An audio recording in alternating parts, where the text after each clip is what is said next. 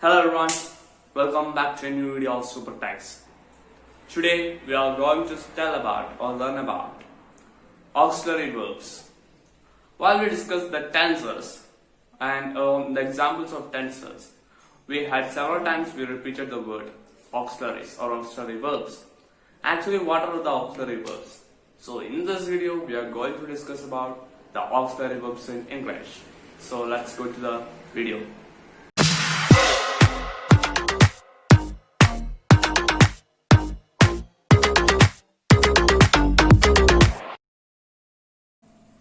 Okay, well, auxiliary verbs. We all know the verbs that we are commonly using have their own specific meanings. Okay, such meaningful verbs are called principal verbs or main verbs or complete verbs. Okay, for example, come, go, dance, etc.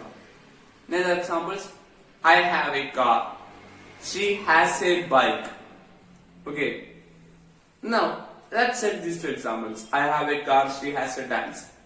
Here, have and has are verbs, but it represents a meaning. That is, it represents the possession or ownership. I have a car. It represents I own a car, or I possess a car. She has a bike. She owns a bike, or he owns a bike. Here, has or have represents the possession or ownership. Okay, these are principal verbs or main verbs or complete verbs.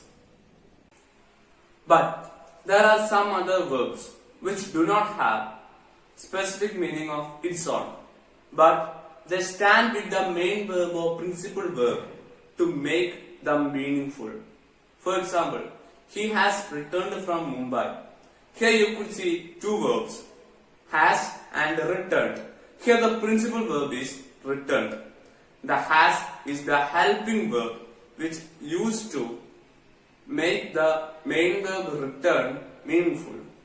So such verbs which make the principal verb meaningful are called helping verbs or auxiliary verbs. Okay? So auxiliary verbs are the verbs which do not have its own meaning, but they stand with the principal verbs or main verbs to make them meaningful. Okay? So now let us look at the classification of auxiliary verbs. So auxiliaries are classified into two types: primary auxiliaries and secondary auxiliaries. So what are primary auxiliaries and what are secondary auxiliaries? Let us look. Primary auxiliaries include be, do, has.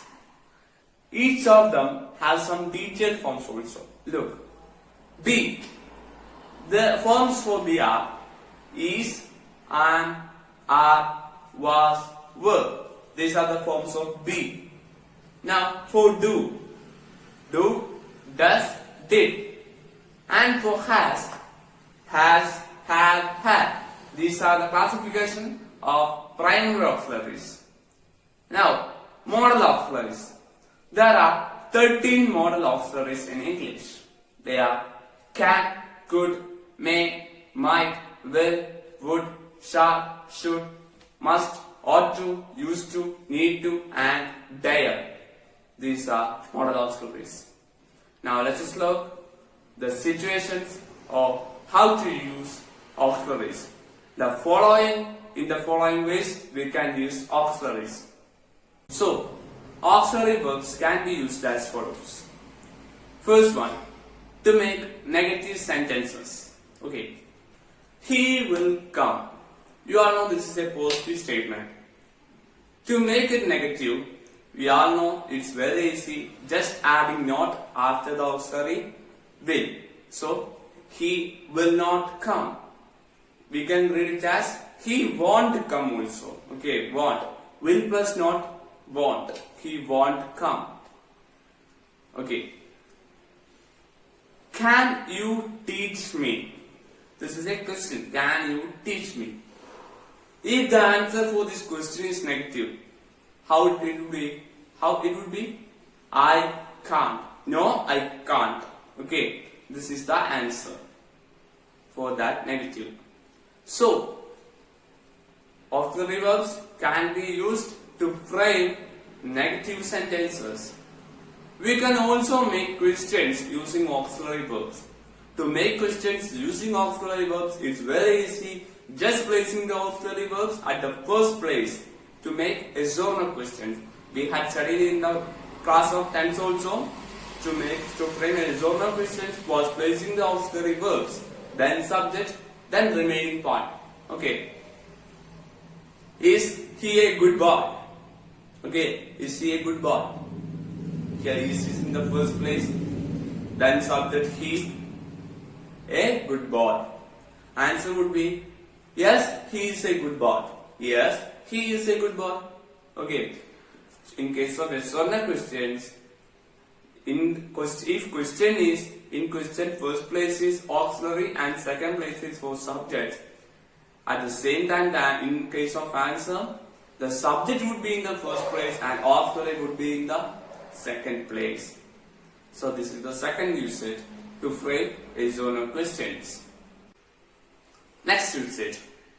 If there are sentences, positive sentences with the main verbs or principal verbs, we can convert these sentences into question by just adding the forms of do, the forms of auxiliary do before the subject.